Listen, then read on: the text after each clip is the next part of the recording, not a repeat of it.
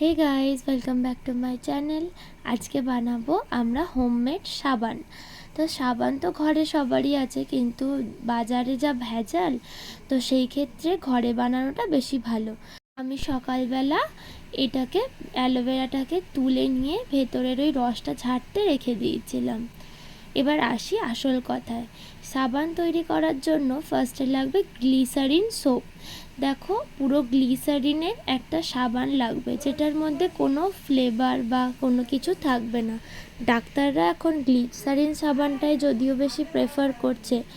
এইটা করতে গিয়ে না আমার কিছু ভুল হয়েছে, সেটাও তোমাদের বলবো।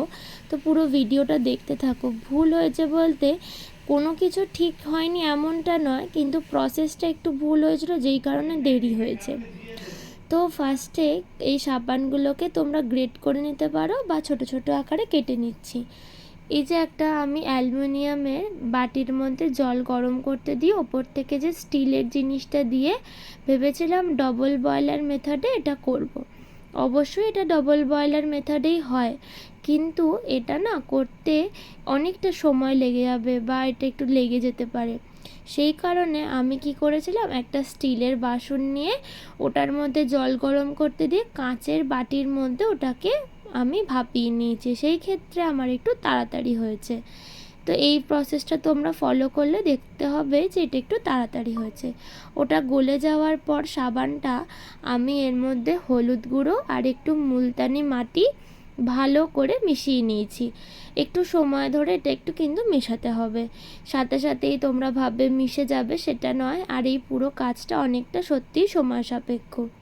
আমার এই কাজটা করতে মোটামুটি পুরোটা নিয়ে 4টে আমি টোটাল সাবান বানিয়েছি। আমার প্রায় 1 ঘন্টার কাছাকাছি লেগেছে। এই যে দেখো, এবার আমি মোল্ডের মধ্যে এটা ঢেলে নিচ্ছি। তোমাদের কাছে যদি না মোল্ড থাকে, তোমরা বাটির মধ্যে নারকেল তেল বা কোনো তেল লাগিয়ে তোমরা এটা করতে পারো। সামনের দিকটা এরকম এতটা বাজে দেখতে লাগছে, কিন্তু তুমি যখন এটা উল্টে দেবে ঠিক ততটাই সুন্দর লাগছে। দেখছো, এটা শুকিয়ে গেছে। মোটামুটি 2 ঘন্টা রেস্টে রেখেছিলাম, পুরো শুকিয়ে গেছে। দেখো, পুরো শক্ত টেক্সচার এসে গেছে। এবার এটাকে আমি একটু ব্যবহার করে দেখাবো। দেখো, এটা এতটাই ভালো যে আমাদের স্কিনের মধ্যে থাকা অ্যালোভেরা থাকার কারণে স্কিনে থাকা সমস্ত স্কিন ডিজিজগুলো তো দূর করবেই।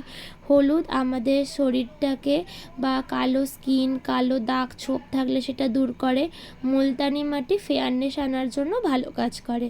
এর মধ্যে আমি ভিটামিন ই ক্যাপসুলও দিয়েছিলাম।